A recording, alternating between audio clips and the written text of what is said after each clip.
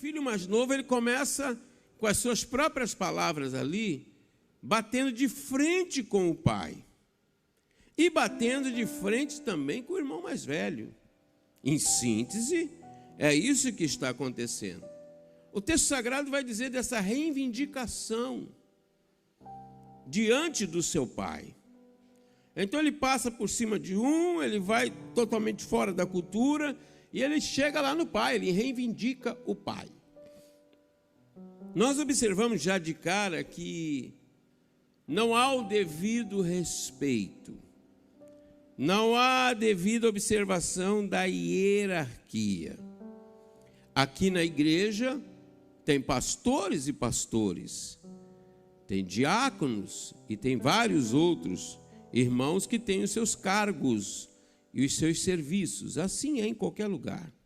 Sempre tem um responsável, sempre tem um cabeça em qualquer sentido. Essa é a administração básica praticamente nos 4 cantos do universo. Mas esse moço, ele chega reivindicando para o seu pai. Então ele já vai, de certa forma, batendo de frente. Ele vai afrontando, teoricamente, a cultura, teoricamente, o respeito. Nessa reivindicação, eu já aprendo algumas coisas. Eu, como gentio, na época, nós, como gentílicos, hoje nós somos igreja, nós não tínhamos o direito de reivindicar absolutamente nada. Nós fomos enxertados. Estamos aqui por misericórdia e graça pela morte e ressurreição do Senhor Jesus Cristo. E quando a gente vê certas coisas acontecendo hoje, choca com a palavra de Deus. E se choca aqui embaixo, choca lá em cima.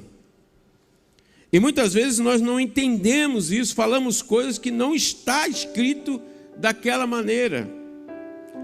E o texto diz que ele reivindica o seu pai, e aí ele fala, o pedido dele, pai, a segunda coisa que ele fala ali, nesse mesmo texto, me dá parte da herança que tenho direito. Irmãos, ele como filho mais novo, ele já pleiteia o direito da herança. Então existia uma herança, irmãos. Mas para ter essa herança, eu ter o direito à herança, o meu pai precisa morrer. Se eu estou pedindo a minha herança precipitadamente, antes de meu pai morrer, o que eu estou querendo dizer para o meu pai? O que você acha que eu estou querendo dizer? O senhor está demorando demais para morrer. Eu não aguento mais, eu estou com pressa. Me dá logo o que é meu.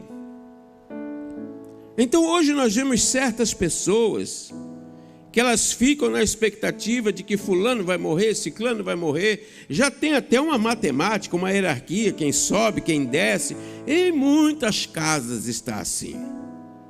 E principalmente quando começa a faltar o dinheiro. E a pessoa já fica maquinando logo nos bens daquele que vai morrer. E às vezes não acontece como ele está projetando, como ele está esperando. E quem vem a morrer é ele, e não quem ele está imaginando que vai morrer. Amados, esse moço, ele pede parte da herança. Ele sabia que tinha um pedaço da herança, uma parte da herança. Mas ele tem a coragem de dizer isso para o pai dele. Pai, me dá a minha parte, a que eu tenho direito. Parece que o senhor está demorando para morrer. Parece que o senhor não morre. Parece que o senhor é imortal. Eu tenho pressa, eu quero usar a minha parte da herança. Eu quero desfrutar esse negócio. Aonde nós falhamos? Ou aonde estamos falhando? Quando a palavra de Deus ela manda eu honrar o meu pai e minha mãe, quando a palavra de Deus ela vai na contramão desse assunto, em diversos aspectos, e esse filho ele estava dizendo isso, eu quero o que é meu, a minha parte, antes do senhor morrer. Então esse pedido chegou para um judeu como uma afronta, como um pedido assim, descabido. E aí o que acontece? O pai, quando recebe isso, Qualquer pai, querido, que recebesse uma fala dessa iria ficar alegre? Triste. A mãe não morre. Eu quero a herança, mãe. Só está demorando muito, está vivendo muito. E a menina quer a herança, e o filho quer a herança. Olha, já que a senhora não morre, já que você não morre, então me faz um vale aí, me antecipa a parte da minha herança. Isso são as coisas de menino. Quando eu entro na presença de Deus e não reconheço quem é o meu Pai, quando eu entro na presença de Deus e não reconheço a minha adoção, que eu fui adotado por Jesus Cristo, que eu não tinha direito, eu fui enxertado, agora eu tenho pelo sangue de Jesus Cristo, que eu tenho herança. E quando eu não concordo com o dia do arrebatamento, o tempo do arrebatamento, o tempo do fim, quando eu discordo com a escatologia bíblica, quando eu não entendo o que acontece no meu planeta, onde eu habito, na minha cidade, no meu país e assim sucessivamente, quando eu não entendo o que o meu pai está pensando, o que o meu pai está desejando e querendo, escute, aonde é que você tem falhado? E aí o que acontece é hora de a gente parar e fazer uma certa reflexão. Se certas coisas estão acontecendo, alguém tem que viver no planeta nesses dias. Se coube a você estar aqui nesse tempo, cabe a você enfrentar isso debaixo da graça de Deus e da unção de Deus. Eu não vim aqui dizer que você vai vencer, não, eu vim dizer que você já é mais do que vencedor por aquele que te amou. Entendeu? Isso não é lorota, é palavra de Deus, irmãos. E aí ele pede isso. E o pai ouviu tudo aquilo. Com certeza ficou impactado. Mas o pai diz o texto que ele consentiu. E o pai repartiu sua propriedade entre eles. Quando eu leio a Bíblia assim, parece que é tão fácil repartir uma herança. Você acha que é fácil, hoje já, repartir uma herança antes do tempo? Passar todas as escrituras, todo o patrimônio, dividir por um, dividir por outro, fazer a partilha adequadamente em vida ainda. Mesmo se você fizesse isso, tinha que fazer um testamento. E aí o que acontece? Eu estou falando que tem animais, eu estou falando que tem propriedade, eu estou falando de um clã, eu estou falando de uma comunidade, eu estou falando de uma coisa que não é simples. Tem lavoura aí, tem criação de animais, tem contagem, tem servos envolvidos, tem uma série de coisas. O texto sagrado diz ali de uma vírgula a um ponto, que o pai foi lá e repartiu a sua propriedade entre eles. Você acha que isso é fácil? E quantas vezes a gente vê no dia a dia as pessoas querendo repartir, querendo as coisas antes do tempo, antes da hora. Tudo tem um tempo determinado. Segura um pouquinho, ainda um pouquinho de tempo, o que há de vir, virá e não tardará. Você quer ensinar o abençoador a como dar a bênção? Você parece que está assim, acelerado, apressado em receber aquilo antes do tempo, antes da hora. Quando foi para abençoar Manassés e Efraim, que o pai deles levou ele lá para ser abençoado os dois, na hora de dar a bênção, o abençoador cruzou as mãos, diz o texto em Gênesis. Aí o filho quis ensinar o pai como abençoar, porque teoricamente tinha que abençoar o mais velho e depois o mais novo, com uma mão direita e o outro com a mão esquerda. E ele já levou o filho certinho, mão direita e mão esquerda, e o pai já estava velho, já adiantado em idade, mas mesmo assim, pelo Espírito de Deus, a mão foi em Efraim de um jeito e foi em Manassés de outro. Efraim fala da porção dobrada, querido. Se nós não tivermos porção dobrada para andar nestes últimos dias, nós não vamos conseguir vencer o que está proposto a vencer. Mas fique tranquilo, Nós vamos vencer em nome de Jesus Cristo. Se você está em casa aí, dê um glória a Deus agora, porque você é mais do que vencedor. Vamos para o versículo de número 13. E olha, teve aquele tempo da partilha, da propriedade, de tudo, e o texto sagrado vai dizer, não se passou muito tempo. Então foi um tempo assim, rápido, em curto espaço de tempo. E o que aconteceu? O filho mais novo chegou lá e reuniu o quê? Reuniu tudo o que ele tinha.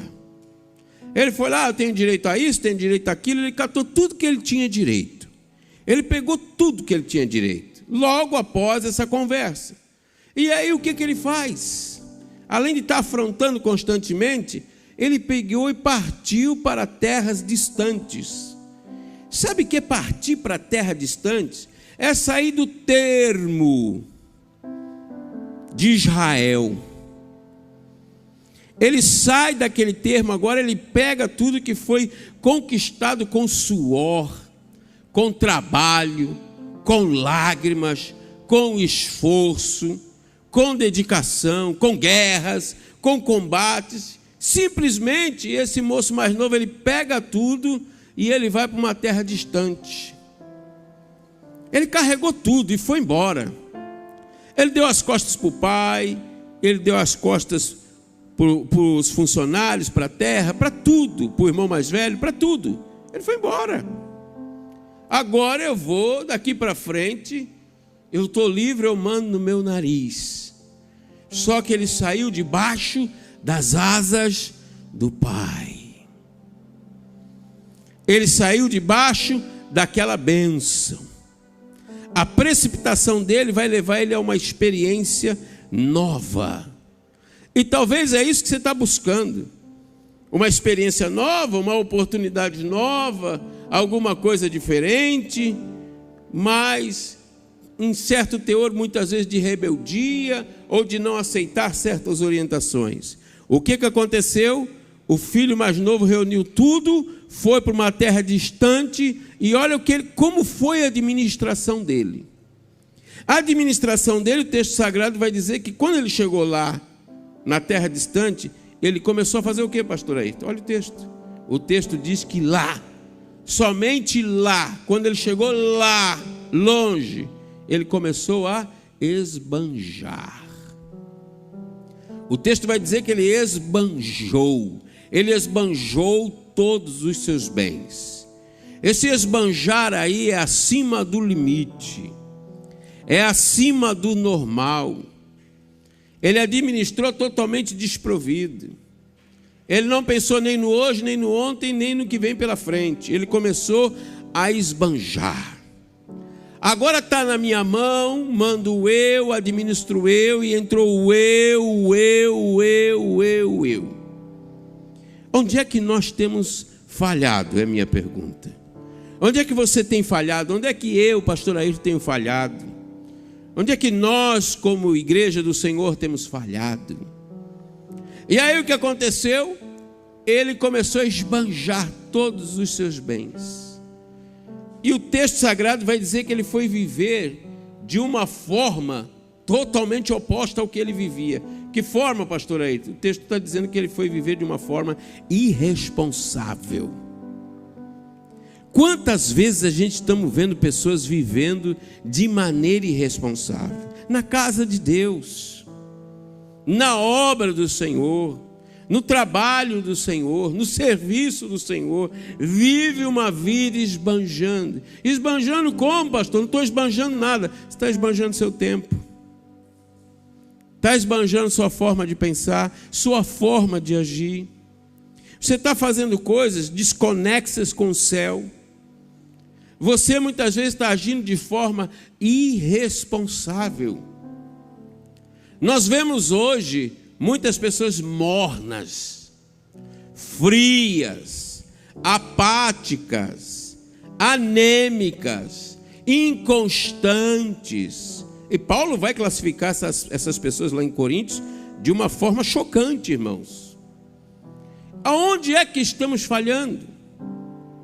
E ele, de forma irresponsável, ele começa a esbanjar, ele começa a gastar. Será que não é isso que está acontecendo com você?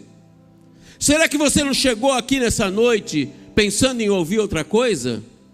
E o Espírito Santo está falando que você está tendo atitudes de irresponsabilidade? Você está sendo irresponsabilidade na sua fala, na sua conduta, na sua maneira de agir? Onde está a responsabilidade que você recebeu outrora? E agora ele foi ali viver de forma irresponsável. Verso 14. Observe que quando ele começa a fazer isso e gastar todos os seus bens, o texto sagrado vai me revelar algo que começa a acontecer no paralelo disso. Exatamente na lateral disso, ao mesmo tempo, simultaneamente. Era algo que ele não contava, era algo que ele não esperava. Queridos, enquanto a gente tem recurso, tem muitos amigos, tem muitos bajuladores, tem muitos carregadores de mala, tem muitos elogios, tem muitas falas para mexer com o teu ego, com o teu orgulho, com a tua posição e com os seus interesses. Aparece tanta gente de tudo quanto é lugar. É só você pegar um pouquinho de poder, não precisa pegar muito não, já ressuscita a gente que você nunca nem tinha visto, aquelas pessoas. E elas querem chegar em você, elas querem andar com você. Isso é normal acontecer.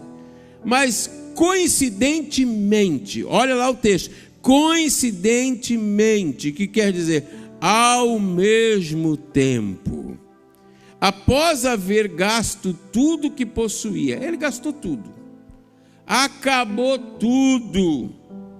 Aí já é outra afronta, irmãos. Nunca um judeu debaixo da bênção de Abraão, ele fica na lona. Nunca um judeu debaixo da bênção de Abraão, ele perde tudo que ele tinha. Isso é a palavra de Deus, irmãos. Ali já foi uma afronta. Ele perdeu tudo, ele gastou tudo que possuía, ao ponto que ele abateu-se, ele ficou ali e acabou tudo. Mas, coincidentemente, paralelo, olha o que aconteceu. Abateu-se sobre toda aquela região uma grande fome. Então, paralelamente, ao mesmo tempo que ele ia gastando tudo, coincidentemente, veio sobre aquela região uma grande fome. Se a palavra está grande fome, então tem pequena fome, média fome. Mas o texto ali é claro, teve uma grande fome naquela região que ele estava. Onde é que ele estava mesmo? Ele estava fora dos termos de Israel. Eu quero te dizer alguma coisa agora. Qual é a tua distância do teu pai? Até onde você tem andado longe do pai, dos caminhos do pai, longe da companhia do pai, do perfume do pai, da voz do pai, da fragrância do pai? Qual é a tua distância? Lembra quando Adão pecou e Eva? Qual foi a pergunta do Senhor Deus para eles? Adão, aonde tu estás? Você acha que Deus não sabia onde Adão estava? Deus só estava querendo mostrar para Adão a distância que ele estava do pai. Era isso que ele queria mostrar. E o que acontece? Após haver gasto tudo o que possuía, veio aquela grande fome e ele começou agora a passar muita necessidade. Então agora acabou o que ele tinha de bom e do melhor, a fome veio e agora ele começou a sofrer, passar muita necessidade. Essas coisas andam acontecendo por aí. E por permissão de Deus, muitas pessoas estão tendo muita necessidade. Deus, ele não está limitado a situações atmosféricas para te abençoar. Deus não está limitado a situações de fome para te abençoar. O Altíssimo, o Pai, o Poderoso, o Senhor, ele não está limitado a isso. Ele é o Senhor que provê, ele é o Senhor que mantém, ele é o Senhor que salva, ele é o Senhor que supre. Amém? Só que ali ele começou a passar necessidade. Verso 15. No momento que ele ia passando necessidade, já era uma afronta, novamente. Aí diz que Com isso gerou um motivo. Aparece no verso 15 agora um motivo. Motivo? Motivo para quê, pastor Ayrton? Talvez você me escute e me ouve agora e tantas coisas acontecem e você fica caçando um motivo. Um motivo para dar desculpa, um motivo para não fazer, um motivo para não obedecer. Você vive muitas vezes esperando um motivo para falar alguma coisa e pôr a culpa nesse, pôr a culpa naquele. Você quer arrumar uma causa e agora, por conta desse motivo, ele tinha que fazer o que agora? Ele tinha que trabalhar. Ele tinha que arrumar um emprego. Irmãos, um judeu arrumar um emprego em terra gentílica, aí você tem que pensar nessa disparidade. Como era difícil isso daí. Como era humilhante. Mas por causa do motivo da necessidade dele, da fome, do que estava acontecendo, ele teve que procurar um emprego. E às vezes você reclama do que está acontecendo com você e da vida que você vem levando e não entende porque certas coisas estão acontecendo. Mas a minha pergunta para você é a seguinte: aonde você está falhando? Aonde nós estamos falhando? Dando desculpa porque a gente não evangeliza, dando desculpa porque a gente não fala de Jesus, dando desculpa, e por esse motivo chegou a fome. E a fome agora ele teve que arrumar um emprego. Com quem que ele foi? Olha o texto. Com os cidadãos daquela região. Então ele ia trabalhar agora numa cultura totalmente diferente, num serviço totalmente diferente, que ele nunca tinha feito isso. Por que o senhor fala que ele nunca tinha feito? Porque ele vai cuidar de porco, irmãos. Ele foi cuidar de porcos. Judeu não cria porcos, porque na cultura judaica é um animal considerado imundo pela lei de Moisés. Agora põe na cabeça isso, não tem saída. Ele vai ter que trabalhar naquela região, vai ter que fazer isso, vai fazer isso. E ele foi lá trabalhar, arrumou um emprego. E lá ele foi trabalhar naquele campo a fim de cuidar dos porcos. Olha outro tipo de afronta que ele estava passando. Verso 16. Nesse momento todo desse relato que eu estou te dando, o filho mais velho estava trabalhando, o pai estava lá, todos os funcionários estavam lá, estava tudo lá, a vida segue normalmente. O foco que Jesus está mostrando aqui é esse moço mais novo. Eu sei, eu tenho certeza que o Espírito Santo está falando com você. Porque às vezes a gente toma atitudes que afrontam a Deus. A gente toma atitudes de menino e de menina, e não de homens e de mulheres. A gente toma umas atitudes muitas vezes de adolescente. E a gente vê cada coisa ao nosso redor, cada meninice, cada chocarrice. Ao nosso redor a gente está vendo isso. Irmãos que estão brigando por coisas efêmeras. Irmãos que estão brigando por bolotas. Irmãos que estão brigando aí por tanta coisa fútil, que em vez de estarem fazendo outras coisas, estão com picuinhas, um com o outro, e coisas banais do dia a dia. Quando a terra está gemendo, quando as pessoas estão sofrendo, e você tem se dedicado parte da tua vida em ficar atendendo esses tipos de telefones, em dar respostas no Face, ou em outros lugares qualquer, jogando charadas para lá e para cá, para ver em quem cai, o que vai acontecer, falando o que não sabe, que não viu e que não conhece muitas vezes, tentando chamar atenção para você como um menino ou uma menina que ninguém te dá atenção. Fica sem pagar um boleto aí de conta de luz e de água, é a atenção que você quer? Você vai ver que vem atenção logo na tua casa. É só não pagar uma conta se tu quer chamar atenção. É isso que tu quer? E aí o que aconteceu? Ele foi lá, e quando ele estava lá trabalhando com aqueles porcos ali, olha, chegou a ter vontade de encher o estômago, está no verso 15. O que acontece é que ele sente fome. Fome. Queridos, quando você olha em Lucas 4, Mateus 4, Satanás só vai encostar perto de Jesus quando Jesus sentiu fome. Antes ele não aparece no cenário, mas quando ele chegou a ter vontade de encher o estômago com as vagens de alfarrobeira, e aí tem que entender isso. Eu já vi isso em Portugal, já estive lá e vi o que é isso, como que os porcos comem, a semente que é da alfarrobeira, né? Tem umas traduções que dizem algo aí que alguém torce o texto de uma forma assim horripilante, mas ali está bem claro, é vagem de alfarrobeira. Ele teve vontade de comer aquilo ali. Não é lixo, é uma vagem. Entenda, às vezes você vai ter vontade, dependendo da situação, de comer coisas que você não está acostumado a comer. E ele não cuidava de porcos. Ele está lá no meio dos gentios, um trabalho totalmente diferenciado para ele. Ele teve que encarar.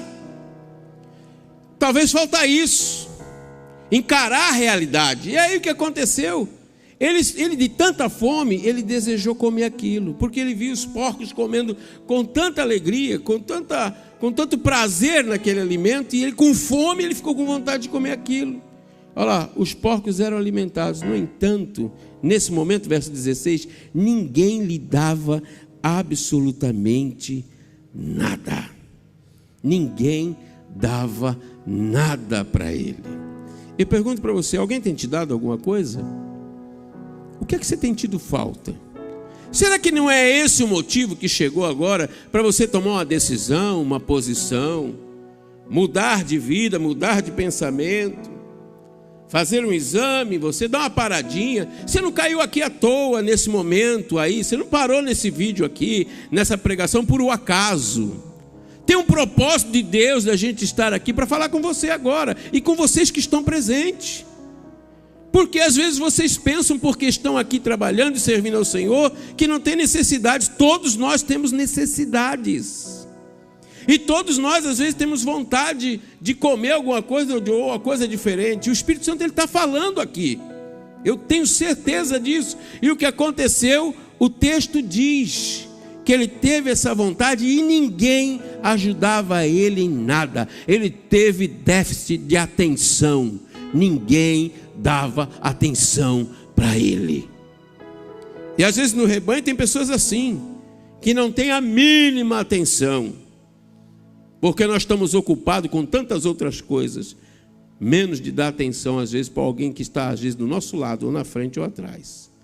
Ele chegou ali, quando ele caiu em si, verso 17, e aqui eu quero chamar você para um momento entender esse texto. Quando tudo aconteceu, que ninguém dava atenção para ele e ninguém dava nada, o texto diz que foi quando? Foi nesse momento que vai virar uma chave aí agora.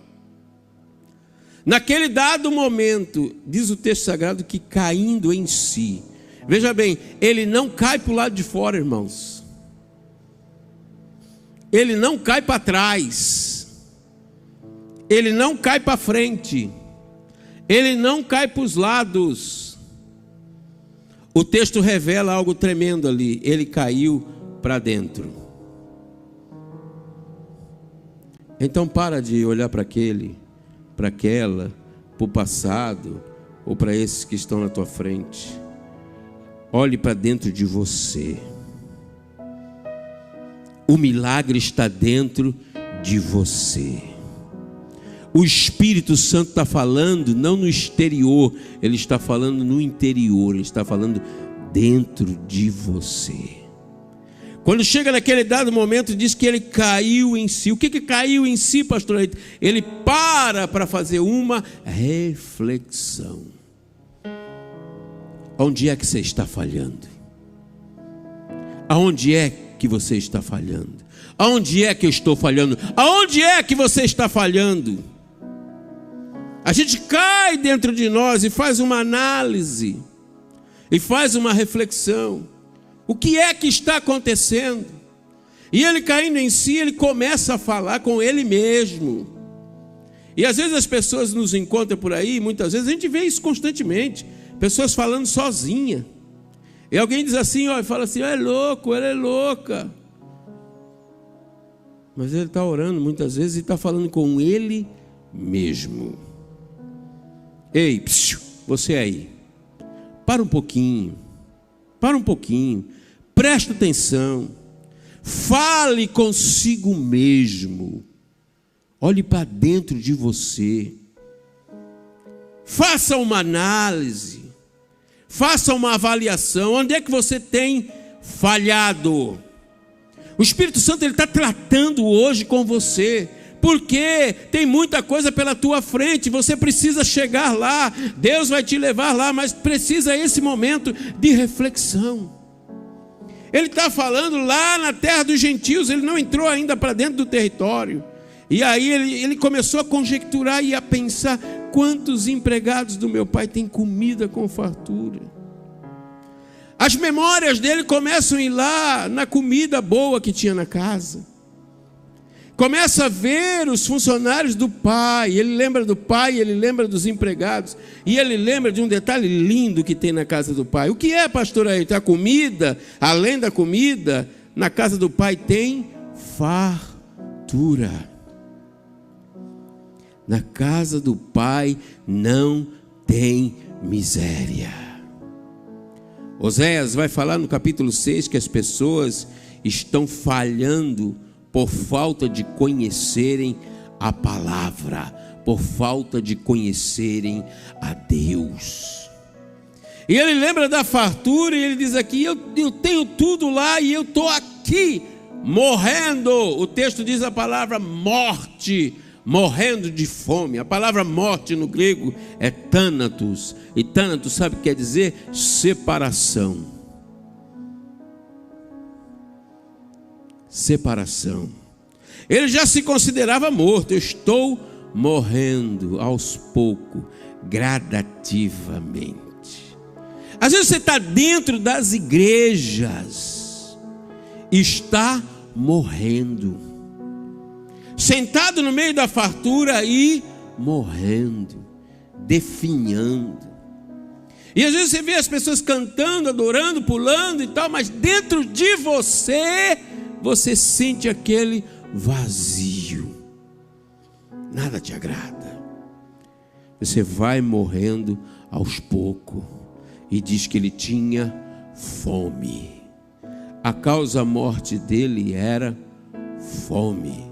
Estava morrendo no meio da fartura nos seus pensamentos. Veja o verso 18.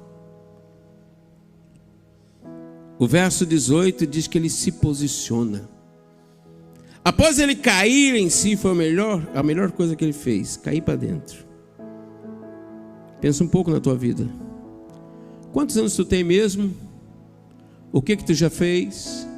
Como é que está a tua situação hoje? Você está bem? É feliz? Está contente? Como é que você está? Cai para dentro. Cai para dentro. É isso realmente que tu quer? Cai para dentro. E ele disse, eu vou me levantar. Eu vou me levantar. Com fome, então dá para se levantar, pastor? Dá para se levantar. Ele reuniu todas as forças que ele tinha. E ele disse, eu vou me levantar. Eu vou tomar o caminho de volta. Então tem o caminho de ida, tem o caminho de ida. Ele sabia o caminho, pastor? Sabia o caminho. Ele sabia o caminho, então ele vai procurar o caminho. Ele diz, eu vou tomar o caminho de volta. Para onde você vai voltar? Eu vou lá para a casa do meu pai. Então aquele mesmo caminho que ele sai para fora dos termos, ele pega a mesma estrada para voltar. O que te impede de voltar? O orgulho? Vaidade? Medo? Fome não é, porque ele estava com fome e voltou. As amizades dos gentios? O cheiro dos porcos, onde você trabalhou, quem sabe? O que te segura lá ainda? É com você que eu estou falando. E agora ele caiu para dentro e ele disse assim, não, eu vou voltar, vou tomar o caminho de volta. Eu sei qual é o caminho. Qual é o caminho, pastor Ayrton? O caminho é Jesus Cristo. Jesus disse, eu sou o caminho, a verdade e a vida. E ninguém vem ao Pai se não for por mim, disse Jesus. Nesse dado momento ele volta para o caminho, porque ele conhecia o caminho. E ele dizia: eu vou chegar lá, e quando eu chegar lá eu vou ter uma mensagem para entregar para o meu pai. Qual é a mensagem? Eu vou confessar. Ei, baixa um pouquinho a guarda, baixa um pouquinho esse nariz, baixa um pouquinho, diminui um pouquinho a velocidade.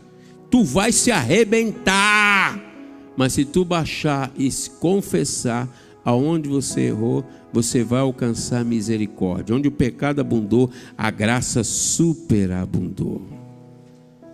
Diz o texto que ele tinha esse pensamento. Ele ia dizer: olha, eu pequei contra o céu e contra ti.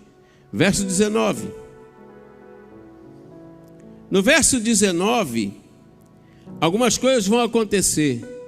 E ele tinha já o discurso para dizer para o pai: eu não sou mais digno de ser chamado teu filho. Irmãos, nós somos filhos pela graça de Deus, pela misericórdia de Deus, pela bondade de Deus. Não é porque eu mereço, você merece, porque nasceu em tal lugar, em tal cidade. Nada disso, é pela misericórdia de Deus. Vocês estão vivos hoje, eu estou vivo hoje, porque Deus me deu a oportunidade, deu para vocês de abrir os olhos e respirar e servir a Deus até essa hora.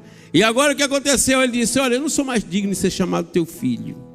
Trata-me como um dos teus trabalhadores. Ele queria um tratamento agora não de filho, porque ele entendeu através da fome, através da necessidade, a revelação. Que revelação, pastor Leite? A revelação que é ser filho. Tem uma música, Joel, que fala: me dá poder de filho. Conhece? Me dá poder de filho. E aí o que acontece? Ele disse: ela me trata como um dos teus trabalhadores. 20. Logo em seguida, imediatamente, após essa conjectura caindo para dentro dele, ele levantou-se.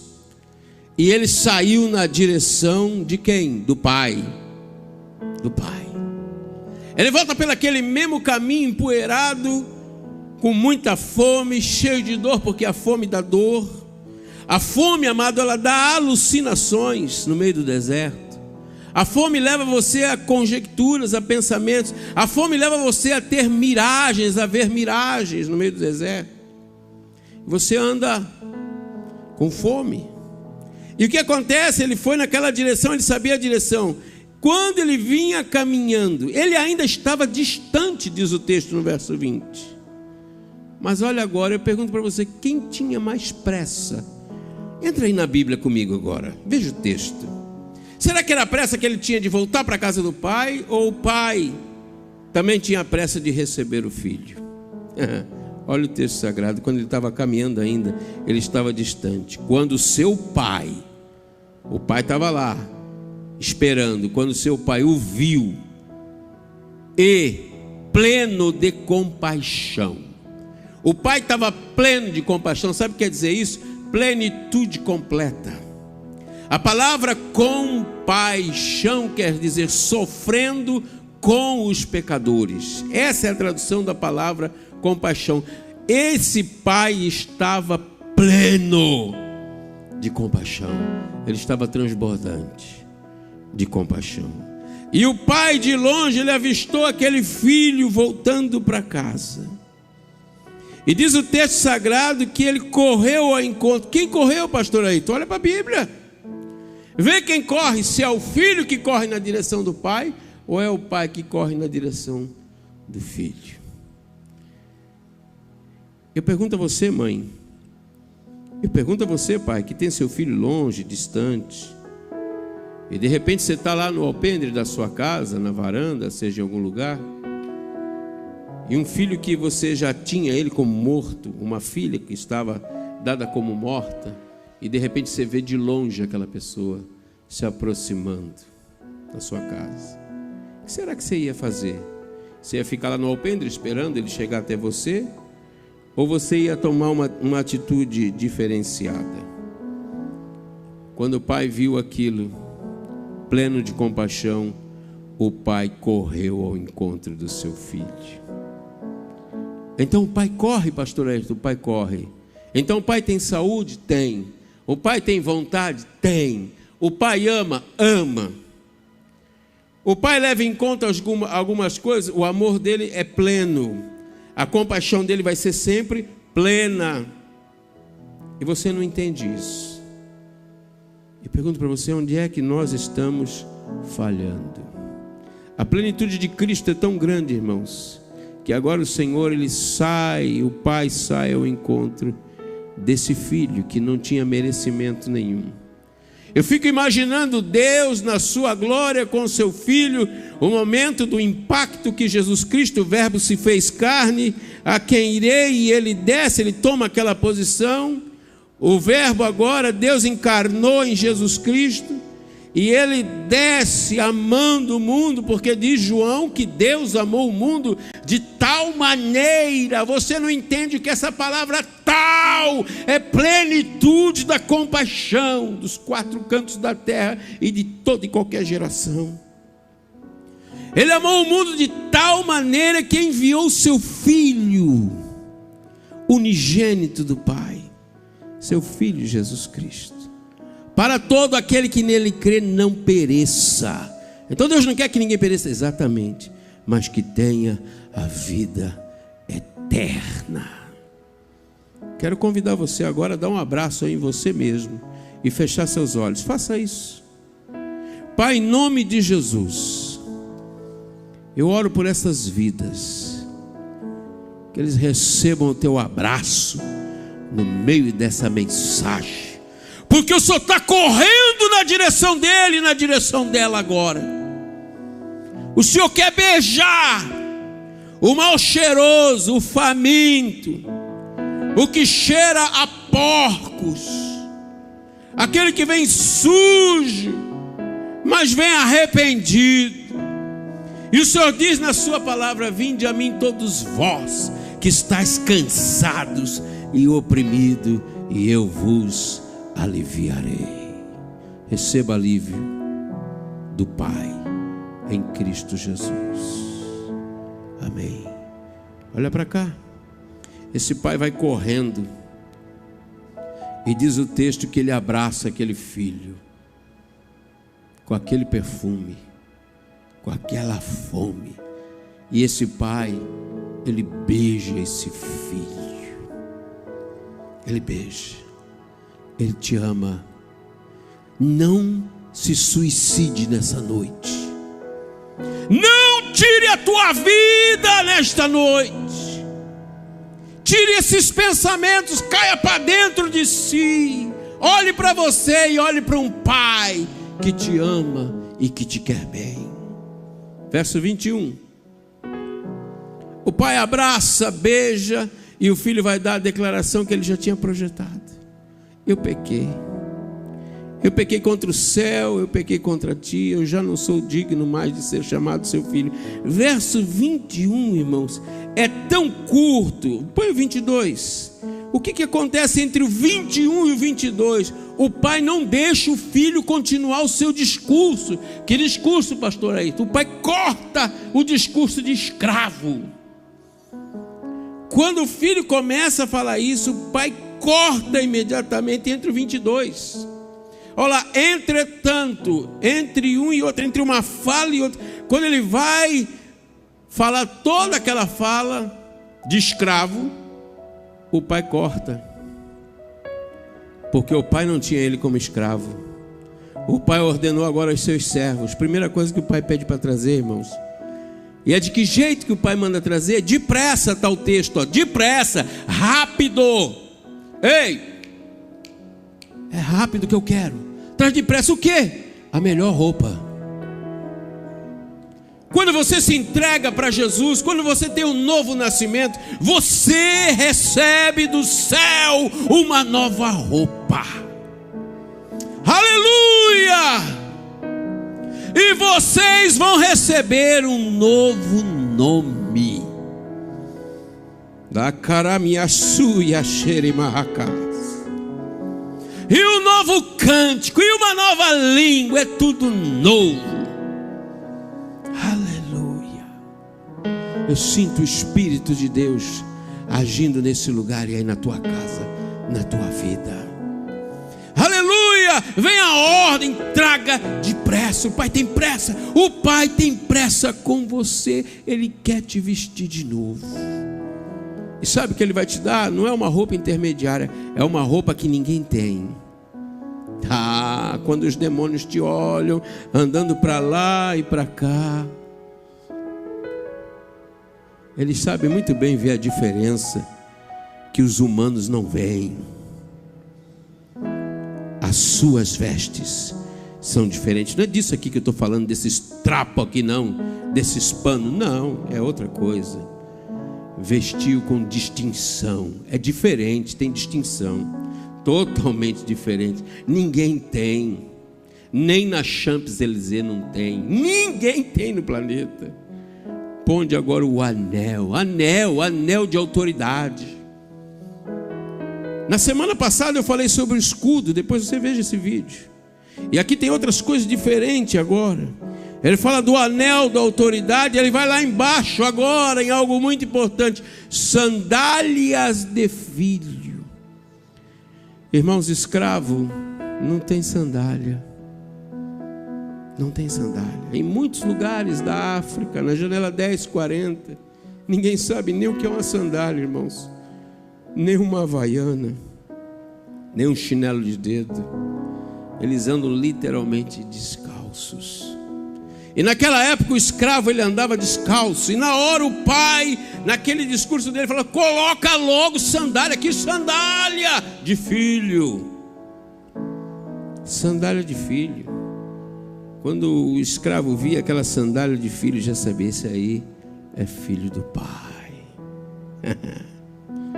Que delícia, irmãos. Aí mandou trazer tudo. 23. Agora, também traga agora o novilho gordo.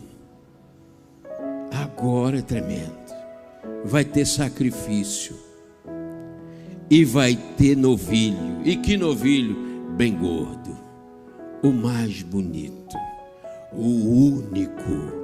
O preparado, o esperado, o aguardado. Ele manda trazer o novilho. É um momento muito especial. Não é qualquer momento. Traga o novilho gordo e prepara ele. Vamos comer. E vamos fazer uma grande festa. Eu fico impressionado na ceia do Senhor, como muitos tratam o suco e o pão, o cálice e o pão. É um culto festivo, é um culto de celebração. Paulo fala de algumas coisas que aconteciam na ceia, né? Isso também está acontecendo hoje. Ele disse agora: vamos fazer uma festa e vamos nos alegrar. Por que essa festa, pastor Ayrton? Irmãos, sempre que quando acontece algo lindo aqui embaixo, que uma pessoa entrega a sua vida, toma uma posição por Cristo, tem festa, tem celebração. Se tem festa, tem música. Se tem festa, tem alegria. Eu poderia falar da festa aqui a noite toda, mas não vai dar tempo. Vamos lá, alegria. 24. Por quê? Esse meu filho estava, como é que o filho estava? Olha o texto: morto. O filho estava morto. O que é morto, pastor Ayrton? O filho estava separado da casa do pai. O filho estava separado da presença do pai. E quando eu estou separado da presença do pai, eu sou visto como o quê? Morto. No meio ali do texto, no verso 24, entre o morto, olha o que aconteceu. Aconteceu uma ressurreição. Ele estava morto e voltou à vida. Voltou à vida. Ele tinha morrido e voltou à vida. O texto informa isso. Por isso, mostra o motivo da alegria. Aí Jesus vem mais ainda, porque vai falar da soterologia, da salvação, mais na frente, porque ele estava perdido, a morte estava separado. Ele diz agora: estava perdido e foi encontrado. E aí começaram a celebrar o seu regresso. Eu posso imaginar quando a igreja entrar na presença do Senhor Deus, com você, todos nós, o barulho que vai ser, a festa que vai ser.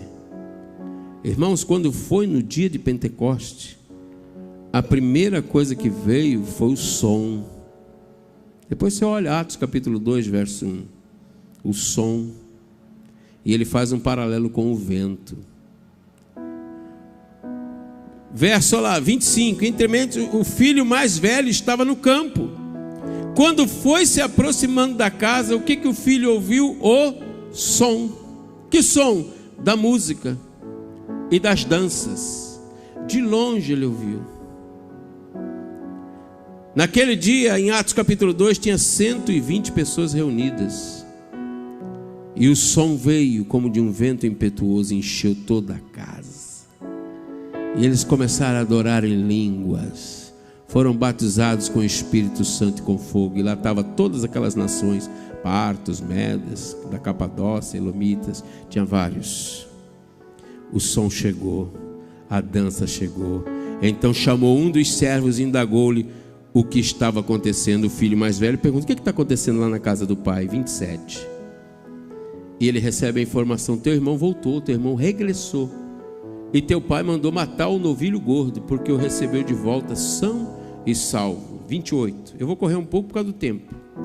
Mas o filho mais velho encheu-se de alegria, não de ira. E o filho mais velho negou-se a entrar na festa. Que festa, pastor? Que quem estava financiando essa festa? O pai. O pai estava financiando essa festa todinha. Então quem não está de acordo com o pai, não entra na festa que o pai está financiando. Ele negou-se a entrar. Ele não quis entrar. Eu vejo a nação de Israel. E eu vejo gentios nessa revelação dos dois filhos.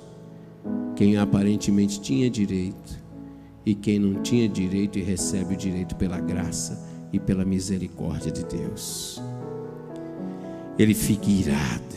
Então o pai saiu. O pai saiu, pastor? O pai saiu da festa. Entenda isso. O pai sai da festa e vem falar com o filho mais velho. Aonde, pastor? Do lado de fora. Pega a revelação aí agora. O pai sai do som, das danças, do convívio ali com o filho mais novo, do novilho gordo. O pai deixou tudo lá. Ele sai dessa festa e vai lá do lado de fora falar com o filho mais velho. E o pai, diz o texto, que ele insistiu com ele ainda. Insistiu aonde? Dentro da festa ou do lado de fora? Do lado de fora. Você sabe os tempos e as ordens bíblicas. Arrebatamento, milênio. Jesus agora vem arrebatar a igreja. Logo depois, naquela semana, no final da semana, ele vem e vai começar o milênio. E agora o filho, no pai, vai descer e vai pisar no Monte das Oliveiras. Nós vamos estar naquele momento, até aquele momento, em festa. Nós vamos descer daquela núpcias e vamos pisar na terra. Milênio vai começar pós-arrebatamento, após o período da festa das núpcias.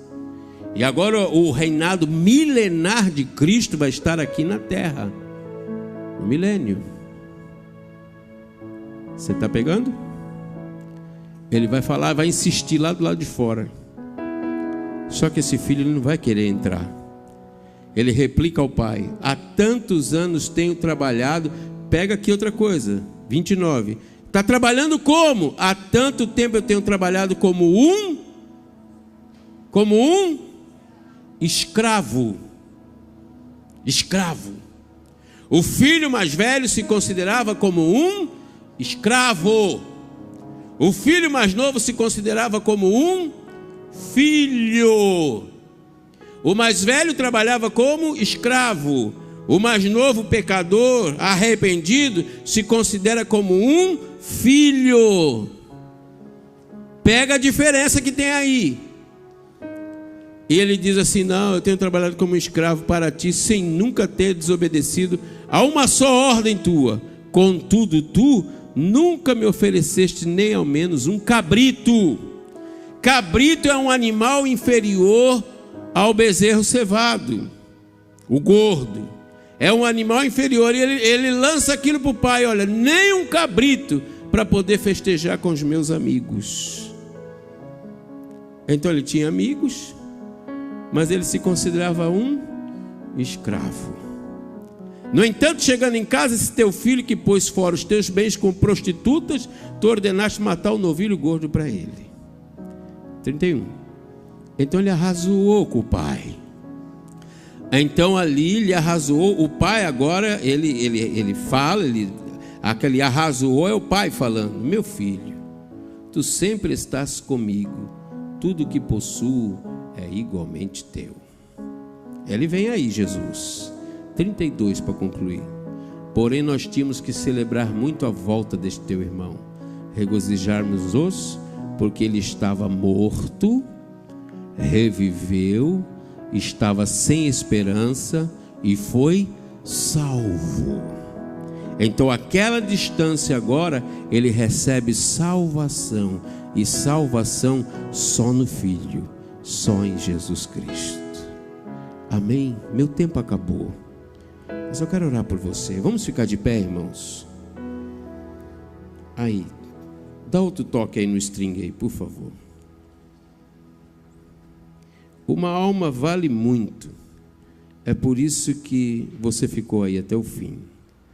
Obrigado, Espírito Santo, por tua palavra, pelo que o Senhor tem falado.